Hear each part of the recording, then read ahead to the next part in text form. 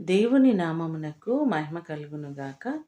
ఈ ఉదయకాలము మీకందరికిని వందనాలు తెలియచేస్తున్నాను. ఈ దినము మిమ్ములను బలపరచు దేవుని మాట. ఆయన మిమ్ములను గూర్చి చింతించుచున్నాడు గనుక మీ చింత యావత్తు ఆయన మీద వేయుడి. 1 పేతురు రాసిన పత్రిక 5వ అధ్యాయము 7వ వచనం. దేవుడు మీ గురించి ప్రత్యేకమైన శ్రద్ధను కలిగి ఉన్నారు కాబట్టి మీ కుటుంబాల్లో ఉన్న ప్రతి పరిస్థితిని గురించి చింతించవలసిన అవసరం లేదు. మత్తయి సువార్త 6వ అధ్యాయము 31వ వచనంలో చూస్తే, ఏమి తిందుము, ఏమి త్రాగుదుము, ఏమి ధరించుకొందుము అని చింతింపకుడి. ఇవన్నీయు మీకు కావాలనని మీ పరలోకపు తండ్రికి తెలియను. కాబట్టి మన అవసరతలు, మన ఇబ్బందులు, మన కొదువలు అన్నిటినీ ఎరిగిన దేవుడు ఆయనే.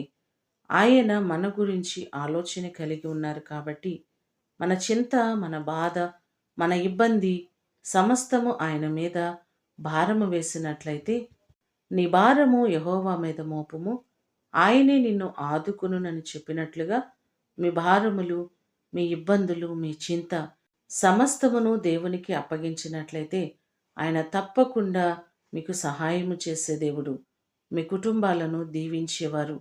ఈ మాటలు వింటున్న మీకందరికీ దేవుడు తోడయ్యుండి మీ సమస్యలు, ఇబ్బందులు వాటన్నిటి నుంచి దేవుడు మిమ్మలను విడిపించి ఆయన మిమ్మును ఆశీర్వదించునుగాక.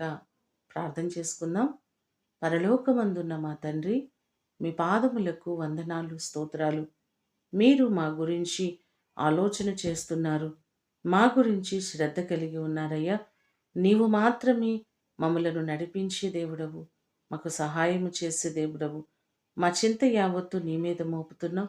ప్రతి సమస్య నుంచి విడుదలను, సహాయమును మీరు మాకు కలుగ చేయండి.